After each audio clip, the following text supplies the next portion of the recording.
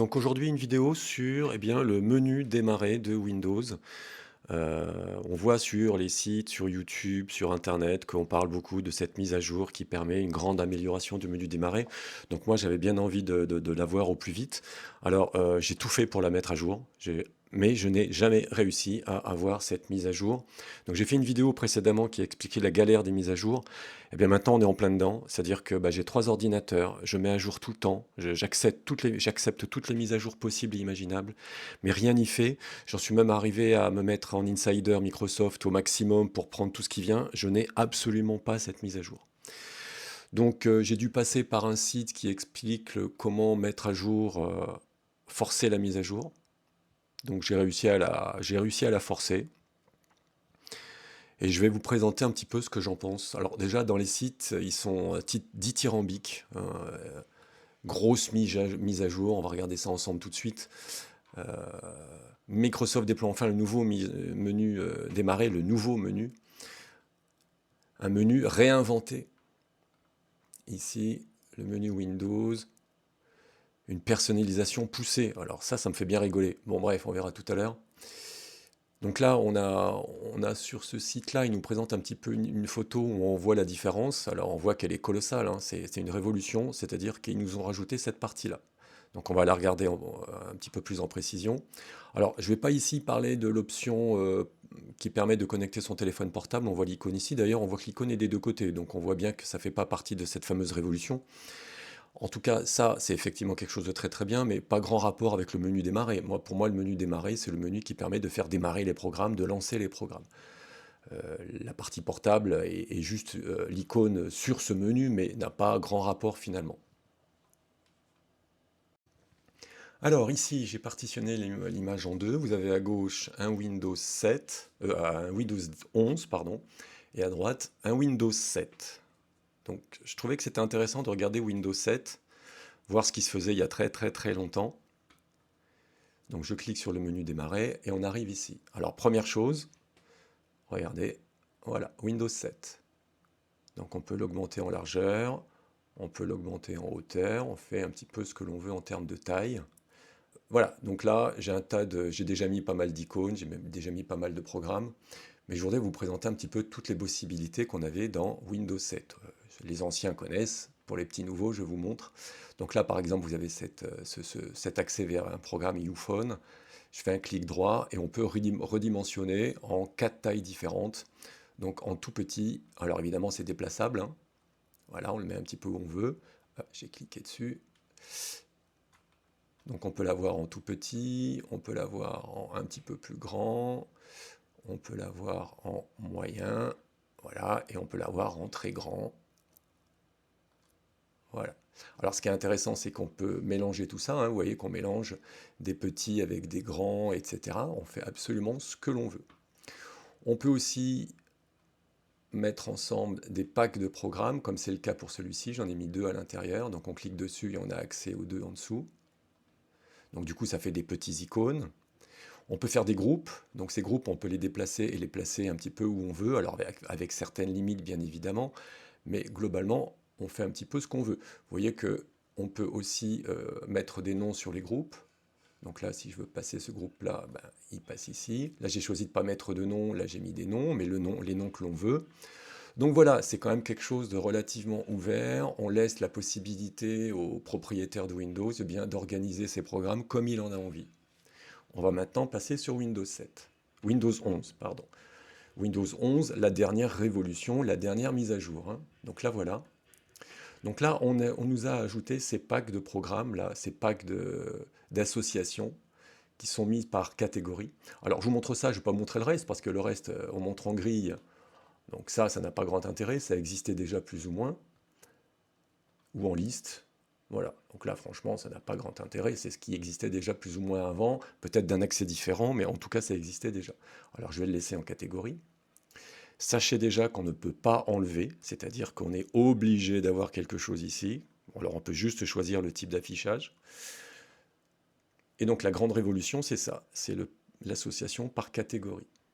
Donc vous voyez, les associations sont faites. C'est pas moi qui ai fait ces catégories, c'est Windows qui les a choisies.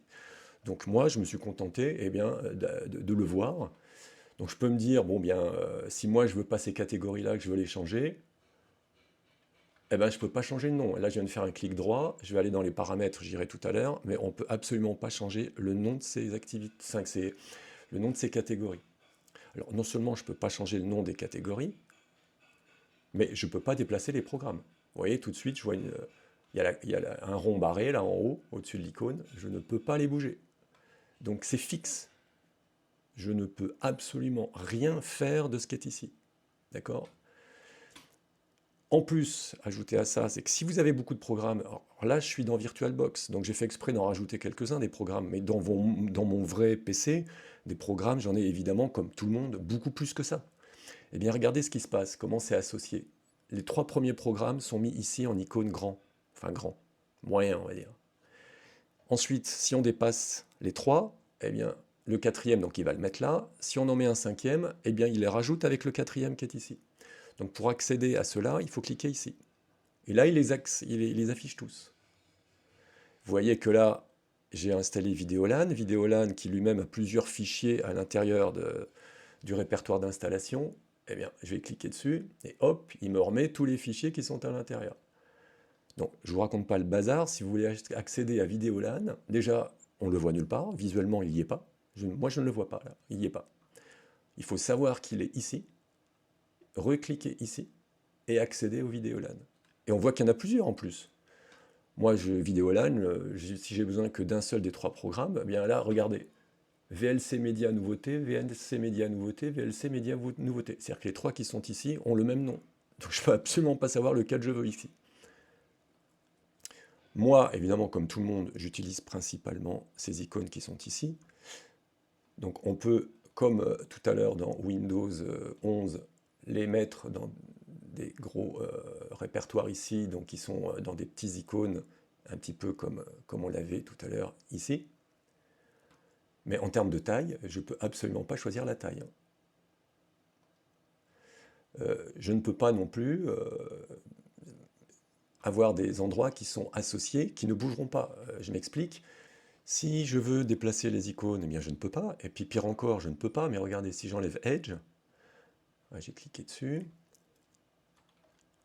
Voilà, là j'ai bloc-notes, où j'ai par exemple le programme photo qui est complètement à gauche. Bah, si je choisis d'enlever Edge, le programme photo, il passe complètement à droite. Donc ça me désorganise complètement mon groupement. Donc là, c'est vraiment pas faisable. De la même façon, si j'ai beaucoup de programmes que je veux mettre ici, je peux me dire, bah, je vais agrandir. Bah non, regardez, je ne peux pas agrandir. Je n'ai pas la possibilité d'agrandir. C'est Windows qui choisit un petit peu la taille. Donc Windows choisit la taille, Windows choisit les associations ici. Ma seule liberté, c'est ici. Et franchement, la liberté, elle est très très très limitée si on va dans les paramètres. Voilà, tout est désactivé. J'ai enlevé tout ce que je pouvais. Vous voyez que pour autant, ça n'a pas empêché de garder ces choses-là. On ne peut pas les enlever. On ne peut pas modifier les catégories. En tout cas, je n'ai pas trouvé. On ne peut pas changer les noms de quoi que ce soit. On ne peut pas changer la position des icônes, des programmes, etc. On est vraiment bloqué. Si je reviens dans les paramètres, là, ça va ajouter des choses, mais des choses qui, pour moi, n'ont pas grand intérêt. Voilà. Alors, ces dossiers qui sont ici, ce sont les dossiers qui apparaissent ici. Donc là encore, pas grand intérêt pour moi. Bon, je peux vous montrer, on peut mettre, voilà, j'active paramètres et du coup j'ai les paramètres ici. Mais ça on ne joue pas sur ça. Donc là, je viens de modifier pas mal de choses dans le menu. Regardez, qu'est-ce que ça a changé. Ben voilà, il me propose les derniers programmes que j'ai utilisés, c'est des recommandations. Mais au final, j'ai toujours ce menu qui ne me sert pas à grand-chose et je ne peux pas me débarrasser de ça. Voilà, ça c'est incroyable. Alors, pire encore, et moi j'ai trouvé ça dingue, c'est-à-dire que si si vous voulez afficher moins, on est d'accord que quand on fait ça, le plus important, c'est ce qui est ici. C'est ce que nous, on a épinglé. C'est quand même la partie la plus importante de ce menu démarrer. C'est-à-dire que le propriétaire de Windows choisit de mettre ses propres programmes à certains endroits. C'est quand même capital. C'est le reste qui n'est pas important. Eh bien, si vous choisissez d'afficher moins, eh bien, il enlève une partie de la ligne qui est ici. Alors pourquoi? Pourquoi une ligne d'ailleurs? Je ne sais pas pourquoi. Pourquoi une ligne? Non mais c'est absurde, c'est incohérent, ça n'a aucune logique. Windows 7 est nettement plus utilisable que cette version-là. Je ne comprends pas pourquoi depuis Windows 11, on a cette façon de de faire le menu démarrer. Et on nous parle de révolution là en ce moment, d'une grosse mise à jour, mais c'est une blague, c'est une blague. Voilà, je voulais vous montrer ça. Windows 7 est sorti en 2009. En 2009. C'est-à-dire que depuis 2009, il y a 17 ans, 16 ans, eh bien, on passe de ça, qui a des bugs, hein, qui a des défauts, mais qui est quand même personnalisable. Vous pouvez mettre tous vos PC de la même façon, c'est-à-dire que vous passez de PC en PC, vous avez les mêmes choses. Là, c'est plus compliqué déjà, hein, c'est plus compliqué. On a l'impression que c'est un stagiaire qui s'est occupé des menus démarrer chez Windows. Là, je suis sur mon portable, j'ai installé aussi, enfin j'ai forcé l'installation du menu démarrer. Je voulais voir ce que ça faisait quand il y avait beaucoup de programmes. Eh bien c'est ce que je disais tout à l'heure, c'est le gros bazar. Donc quand il ne sait pas où les mettre, il les met dans Autres. Et donc voilà, il y a une association de plein de choses. On peut rien faire, on peut rien changer. Autodesk, quand même, si ça c'est pas de la création, j'y comprends pas grand-chose, hein, ça devrait être dans créativité. Quand on regarde, vous avez le sigle Mozilla un peu partout. Alors Mozilla, il est où? C'est là, c'est où? Non, mais c'est hallucinant. Donc, autre, il balance tout ce qu'il ne sait pas. Donc là, vous avez un tas de programmes. Il ne sait pas où les caser, donc il les met là. Donc voilà. Si vous voulez accéder à un certain programme, eh bien, vous allez chercher un bon moment. Alors, pour ceux qui sont intéressés pour installer cette mise à jour, alors c'est un intérêt pas pour le menu démarrer, mais pour éventuellement l'accès au portable. Donc, vous regardez le lien de cette page et vous téléchargez le fichier qui vous intéresse, ou a priori celui où il y a Intel et AMD. Une fois que vous l'avez téléchargé, eh bien, vous dézippez.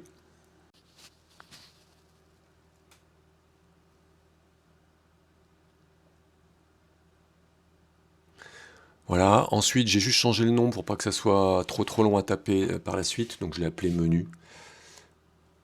J'ai pris ce répertoire, je l'ai copié-collé dans mon disque C, voilà. Alors je l'avais déjà fait avant, donc évidemment je le remplace. Je viens ici, je fais un clic droit sur le menu démarrer. Je fais terminal administrateur, on fait oui. On choisit CMD, donc invité de commande.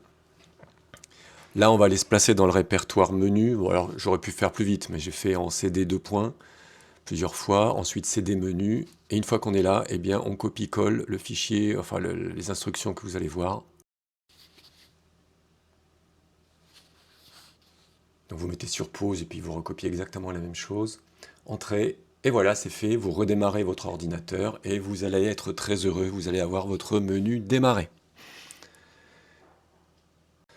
Voilà, on va s'arrêter là pour cette vidéo. Bon, encore une fois, l'intérêt de cette mise à jour, c'est vraiment l'aspect portable, parce que là, c'est vraiment super d'avoir son portable sur son ordinateur et de pouvoir échanger les fichiers. Mais par contre, le menu démarrer, c'est une vaste blague. Et ce qui est à la limite du scandale, c'est qu'ils annoncent ça comme une évolution. Donc, je préférais à la limite qu'ils touchent pas, parce que c'est pire qu'avant. Là, maintenant, on se retrouve avec des choses qui nous intéressent pas, des associations en catégorie qui n'ont aucun intérêt et qui prennent de la place finalement. Donc, on y perd dans cette affaire. Donc s'il vous plaît, vous virez les gens qui sont occupés du menu démarrer et vous réinstallez le menu démarrer d'il y a 15 ans. Et moi, ça me va parfaitement. Allez, ciao!